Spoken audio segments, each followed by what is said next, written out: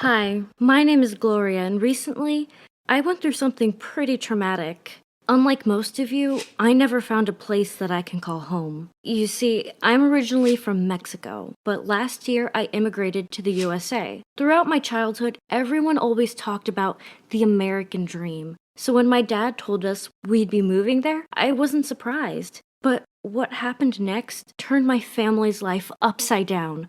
I still get shivers thinking about it today, and I need to be honest with you guys. I wish we'd never moved. Truly, it was the biggest mistake of our life. Part of me was a tiny bit curious about moving to the USA, but I didn't want to leave Mexico. Our life was simple and I liked it that way. My dad, however, always talked about the lack of opportunities for us in Mexico and how we could have a much better life if we immigrated. His best friend Juan moved a few years ago, and he made out as if living in the USA was the best thing ever. For Juan and his family, it had been such a smooth process. They had obtained their visas easily, found a nice enough apartment, and landed good jobs and places in a great school. It seems so simple, right? And he promised my dad it'd be the same for us. That once we got there, we'd live happily ever after like them. Well, if only.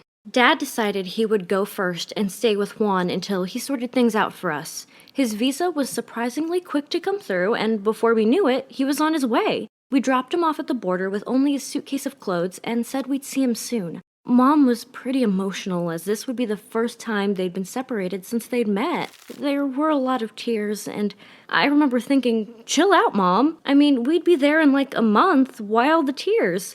It's almost like she had a premonition of what was going to happen. Later that day, we got a call from Dad, and everything had gone well. He was at Juan's place, and he said he'd start looking for a job immediately, and that we should begin the visa process. He urged us to use the agency he'd used, as they had a few guys on the inside that could hustle the visas along. So, that's what we did. We used an agency, and they promised us the visas would be ready within a month.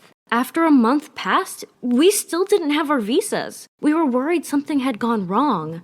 I felt this deep sense of dread, but also a kind of peace.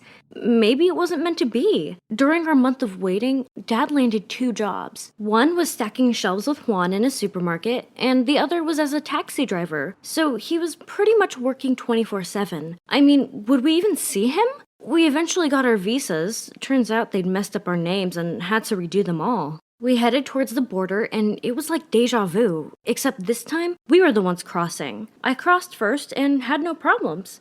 They asked me a few questions like where would I be living, what school would I be going to, etc. But otherwise, it was super chilled and I felt so relieved. I mean, you always hear these horror stories of immigration officials interrogating people. Pedro was up next, and it was smooth sailing for him too. They didn't ask him any questions because his English is pretty much non-existent. He was only 7 years old then, so you can't blame him. Then it was Mom's turn. It looked like everything was going well. It almost looked like the immigration official was flirting with Mom. I saw her laughing, but then something else happened. Suddenly, she wasn't laughing. She wasn't even smiling. 2 security guards came over and one was on the phone. The next moment was a complete blur as I saw Mom break down into tears and get escorted away. I started screaming for her. She tried to turn around, but the guards were marching her towards the interrogation room. I could hear her wailing, and I honestly had no idea what to do. I tried to get back through immigration to the Mexican side, but we were stuck in no man's land. They wouldn't let us through. I was shouting my mom's name until I almost lost my voice. An hour passed, and Pedro and I were inconsolable. We knew our dad was waiting just on the other side, and he'd be worried about us.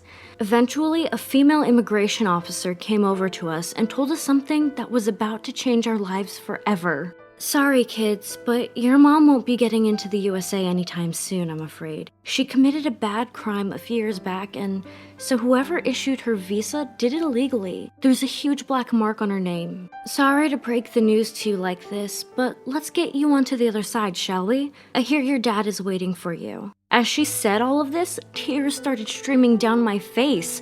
I thought I would throw up. How could my mom be a criminal? Surely it was some kind of mistake. My mom is a nurse. She wouldn't hurt a fly. I told the woman we weren't going anywhere, but she looked me directly in the eyes and told me we didn't have a choice. and then she said something that made me want to hurt her. I advise you to cooperate here, girl. You don't want to turn out like your mom, do you? Anger was pulsing through me, and suddenly all I wanted was to see my dad. Did he know about what Mom had done? What had she done? We made it through to the American side, and if I never had to see those immigration officials again in my life, I'd be forever grateful. Both Pedro and I ran into Dad's arms, and he could instantly tell something had happened. "Where's your mom?" he said. I couldn't even speak, and he knew. His face crumbled. I'd never seen him look so broken as he did at that moment. The taxi ride back to our new life was miserable. None of us spoke. You could have pierced the silence with a needle. It was honestly horrible. Our life as we'd known it was over. That first day, I didn't even notice how run down our neighborhood was, or the fact that all we had was one mattress on the floor to sleep on. It's not like we could sleep anyway.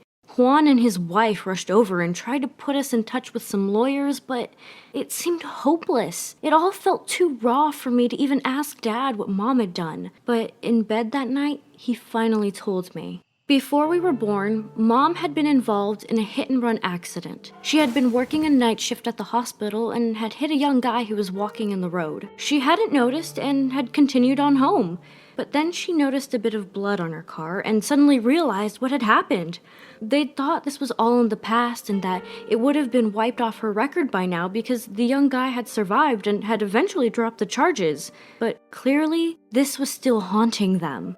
At first, I felt angry. Why hadn't my mom stopped to help? That seemed so unlike her. But then things started to make sense, like why she was so jittery and nervous when we were driving on certain roads. I felt so bad for her. An accident that was actually a crime was now creeping back up and destroying her life, and our lives too? Life just felt so unfair. What would we do? Dad said she'd never get through the border now. There was no way. That night, we all cried ourselves to sleep and hoped the morning would bring some good news. But it didn't. Things just got worse. In the daylight, I noticed how dirty our new place was, and how noisy. I told Dad we should just go home and be with Mom. She needed us. But he refused. He said we'd find a way to get her here, and in the meantime, we had to start school and make a new life for ourselves. Easier said than done, though. I'm not lying when I say the next year flew by. It flew by in a blur of lawyer appointments, homework, and slowly trying to rebuild our life without Mom. Mom, of course, was back in the village with all our family and back in her old job, but she was heartbroken. We all were. I barely made any friends that first year. I just focused on getting good grades so that this whole immigration move wouldn't have been for nothing. Pedro adapted pretty quickly, and soon his English was almost as good as mine. Dad worked really hard all year so that he could rent us a nicer house to live in, something with a small garden.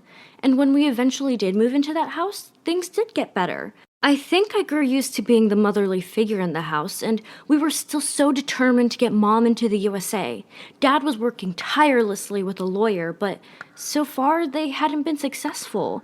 Honestly, some days I wanted to just give up and go back home where we belonged. One day we got a call from the lawyer. He'd found a potential loophole that might work.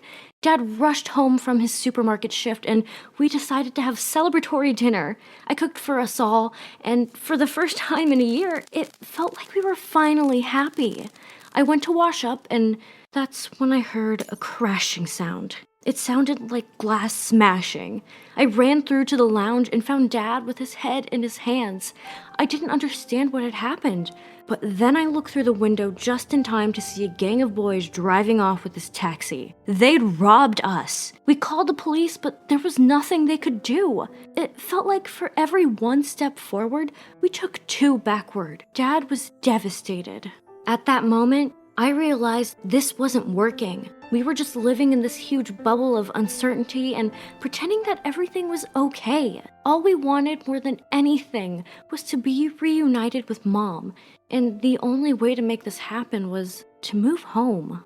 After everything my dad had done to make this work, we realized it was hopeless. And now that he'd just had his taxi stolen, we took this as a sign that it was time to go home. And you know what? I don't regret it for a second. I mean, we tried, we really did, but living without mom just isn't a life we want to live. Now we're back in Mexico, and our American dream seems like a distant nightmare. What do you think of my story? Please leave your comments below, and don't forget to like this video and subscribe to the channel.